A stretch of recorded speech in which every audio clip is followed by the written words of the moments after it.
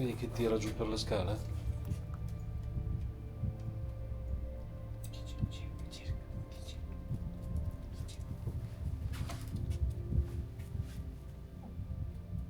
Hai sentito? Sì, ma mi sa che sono tutti le scarpe. Ah, mi sa ok. che c'erano.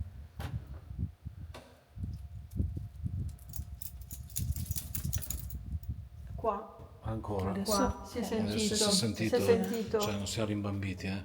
Uno, ok, due.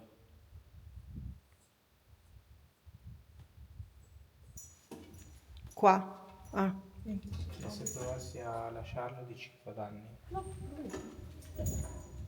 Vediamo dove va Toby.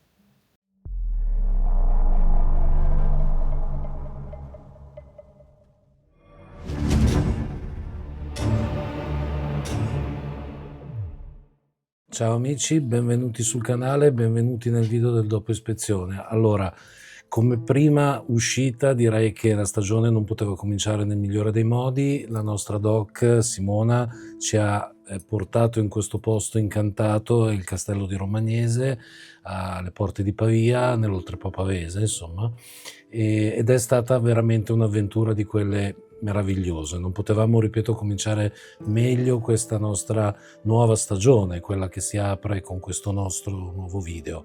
In questo caso ci siamo presentati in formazione tipo, quindi informazione assolutamente completa, con me, Lara, ovviamente la doc, Simona e lo stesso capitano dei Goonies. Faccio un po' di pubblicità anche al suo canale, ossia Matteo.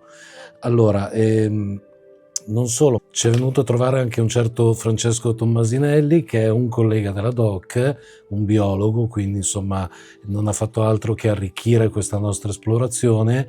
Tra l'altro, ecco, lo scetticismo, si sa, è una cosa molto positiva in questi casi, perché mettiamo tutto in dubbio fino al punto da scartare molto di quello che si sente per arrivare a tirare le somme, insomma arrivare a fare una quadra di tutto quello che si è registrato o non si è registrato. Quindi Francesco ha contribuito anche lui a questa nuova avventura, insomma. Tra l'altro è capitato per caso, perché Simona l'ha intercettato, gli ha detto dai, vieni a farci compagnia. Lui, con la curiosità, insomma, di chi non fa questo di mestiere, è venuto in soccorso al team SH. Ecco, prima di cominciare a discutere di questa nostra nuova avventura, devo assolutamente ringraziare il dottor Manuel Achille, sindaco di Romagnese, che ci ha assolutamente aperto le porte, ci ha dato le chiavi, quindi il castello per quella notte era nostro, quindi eravamo 5 castellani in preda alla voglia di conoscere e di scoprire. Ecco, questo grazie, ripeto, al nostro amico sindaco Achille Manuel. Ecco, l'avventura è stata molto particolare, ragazzi. Avete visto, io spesso lo dico, o noi spesso lo diciamo, che non sempre ci sono cose eclatanti che si possano portare in analisi o si possono portare sul canale. Però insomma anche quelle piccole cose capite bene che sono grandi cose, perché se anche succede un minimo sindacale capite bene che non si sta facendo la caccia al tesoro, ma si stanno cercando fenomeni paranormali o quantomeno anomali. Mi è venuta in mente una cosa che ha detto Lara, ma non l'ha detta solo lei, l'ha detta anche un altro ragazzo di un altro team, che secondo me è assolutamente interessante. Il fatto che si chiamino fenomeni paranormali è perché sono cose non spiegabili, se no sarebbero chiamati fenomeni normali. Quindi mi sa che quando si trovano cose all'ordine del giorno è inutile anche intitolare i video, insomma i contenuti che viaggiano su queste piattaforme, e in questo caso YouTube, indagine paranormale. Sarebbe indagine normale. Il paranormale è non trovare niente e ogni tanto trovare qualcosa. Ecco, questo secondo me è una cosa che si dà quasi per scontato, la palissiana, ma che invece va assolutamente considerata. Allora, quello che abbiamo registrato in realtà sono cose molto particolari. Allora io mi soffermerei, io guardo sempre di qua perché ho il bigliettino, sulla cosa più eclatante, ossia la telecamera fissa che Matteo ha lasciato nelle segrete, insomma quelle che potevano essere le carceri del castello. Avete visto, ragazzi, in replay vi ho messo questi rumori assurdi, fortissimi e quantomeno anomali che si sono registrati. Fate conto che noi eravamo da tutt'altra parte, su piani diversi e in ale diverse del castello, perché per quanto non sia enorme, però comunque non è neanche piccolo, noi la telecamera l'avevamo lasciata da tutt'altra parte. Quindi questa cosa ci ha veramente stupito, perché mai e poi mai ci saremmo immaginati di trovare dei rumori così forti all'interno di questo posto, all'interno di queste 4 mura. Tra l'altro, ecco, mi preme sottolineare che il fatto che si senta questo perenne ronzio, che si è anche sentito quando abbiamo fatto il generatore di parole, ecco, il perenne ronzio sono le caldaie in funzione, quindi ovviamente quello non si poteva eliminare perché fa parte della struttura, insomma, quindi non potevamo certo disinstallare o disattivare tutto il circuito elettrico e quant'altro del castello. Però ecco, eccetto il ronzio, che si capisce perché è continuo, ecco, quelli che sono stati rumori, colpi e quant'altro sono stati veramente anomali. Questa è la prima cosa che mi sentirei di mettere in testa a questa analisi, perché è la più eclatante. C'è stata anche, ci sono anche stati rumori, insomma, rumori di qualche tipo quando eravamo sulla scala, quindi a inizio indagine, che ci hanno un pochino fatti saltare dalla sedia, ma questo sempre in analisi, perché poi, ragazzi, lo diciamo sempre, quando si è sul posto il 99% delle volte non si sente un fico secco, poi quando si fa il montaggio, l'editing, allora saltano fuori gli altarini. Ecco, quindi quelli che sono tutte le anomalie a livello uditivo, quindi EVP o comunque respiri, soffi e quant'altro, si sono sentiti in fase di editing e montaggio. Altra cosa interessante è, tornando sempre nelle segrete, è quella parola che adesso io mi sono segnato, ecco, che il generatore di parole seguitava a dire, cioè incidente.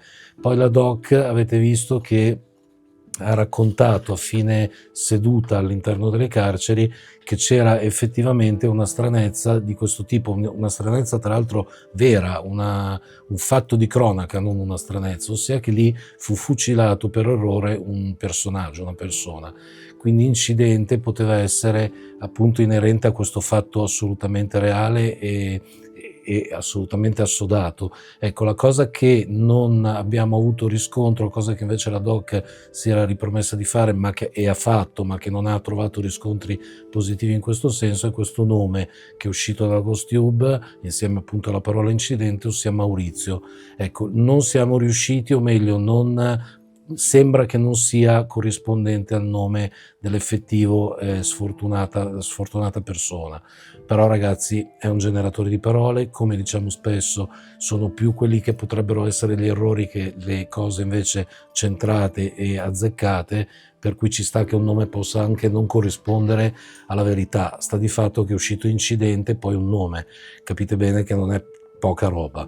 Quindi noi ci sentiamo di comunque dargli un bel peso a questa risposta della Ghost Tube e al fatto che Simona, la doc, abbia appunto ricordato questo evento. Altra cosa da non assolutamente sottovalutare è il comportamento del nostro amico Toby, il nostro amico a 4 zampe. Io ho detto eravamo in 5, ma in realtà eravamo in 6 perché c'era anche Toby. Quindi Toby è stato il nostro K2 con le zampine ed effettivamente il nostro simpatico amico ha avuto queste sensazioni particolari quando eravamo su di sopra, quindi in prossimità della torre, e continuava a tirare il guinzaglio un po' verso Simona, un po' verso giù. E per quanto riguarda Simona ci sta perché è la sua padrona, ma invece tirava spesso giù per le scale, quindi questo cosa vuol dire? Che lì non aveva tutta la voglia di stare, quindi voleva scendere a tutti i costi e ispezionare quelle che erano le parti inferiori di questo enorme salone.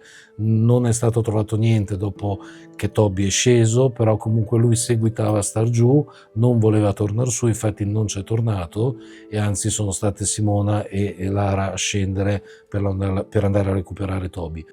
Altre cose, ragazzi, non ce ne sono stati. La cosa particolare, ma questa è così una riflessione che faccio ad alta voce, che abbiamo fatto anche durante la presentazione, è che finalmente insomma, abbiamo fatto un'indagine in ciabatte, come si suol dire, perché di solito quando si va a fare un'indagine, un'ispezione, ci si deve insomma vestire alla Rambo, no? Con questi stivaloni per evitare di sporcarci di fango, jeans strappati, giubbotti di quarta mano per evitare che quelli belli si rovinino. Invece no, lì eravamo proprio in un castello, ragazzi, pulito, bellissimo, meraviglioso e quant'altro. Quindi direi che è stata, come prima indagine, un'indagine tranquilla, però tranquilla e ricca di storia, perché avete visto in presentazione, insomma, sono state dette cose importanti su questo posto, e poi le risposte, ragazzi, ripeto, non sono state quelle risposte che uno potrebbe aspettarsi da un canale YouTube dove si parla di paranormale,